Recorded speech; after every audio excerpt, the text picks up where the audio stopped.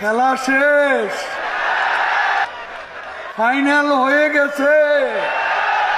আর কেউ সরাসরি নারাই তাকবীর আল্লাহু আকবার বলে কি হলো? বিএনপি একটা ভুয়া দল। সালাউদ্দিন নামক এই বেয়াদবকে বের করে দাও, নাহলে ভুয়া। তোমরা কেমন আছো? ঠিক মতো বিএনপি হচ্ছে ভুয়া, ওদের নেতা তারেক ভুয়া, আসল ভুয়া। যে শিক্ষামন্ত্রী আছে ভাই, উনি একেবারে জোকার। আপনার কাছে আমি রিকোয়েস্ট করবো যে ভিডিওটা দিয়েন, ওনাকে যেন জোকার বলছি ভাই। খেলা এখন নতুন খেলা। কিন্তু মাননীয় স্পিকার, আমাদের একটা তাগাদা ছিল যে এরা সংস্কারের বাহানায় যদি নির্বাচনটা না হতে দেয়, সেই জন্য আমরা সবকিছুতে আপোষ করে জুলাই জাতীয় সনদেও স্বাক্ষর করেছি। আমরা একত্রিত হয়েছি, সমঝোতা হয়েছে এবং নির্বাচনের স্বার্থে এটা কুফরি এবং ওই ব্যক্তিকে বলা হয় শাতেম। শাতেম যদি ইচ্ছাকৃত ভুল করে তার মৃত্যু ছাড়া কোনো শাস্তি নাই। পার্লামেন্ট আমরা বন্ধ করে দেব।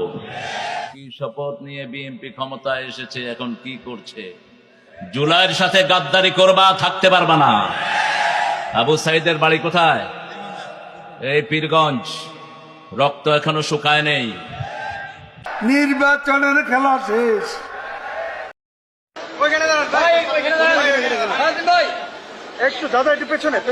ভুয়া।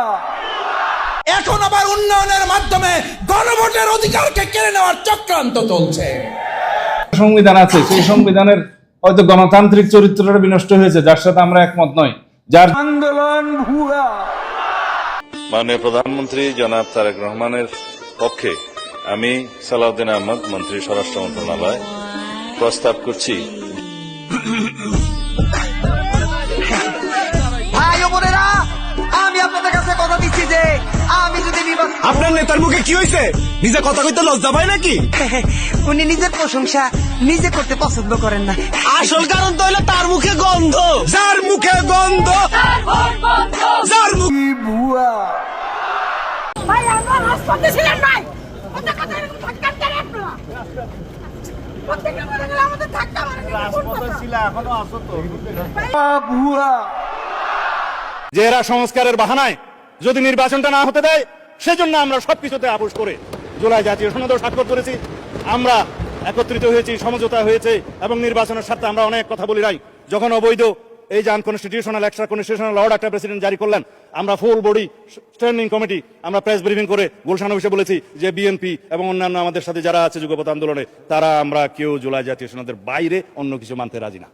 তাকে প্রকাশ্যে তওবা করতে হবে। যারা ভুল বক্তব্য দিয়ে তওবা করে না, তারা আদমের উত্তরসূরি না, অহংকারী ইবলিসের উত্তরসূরি।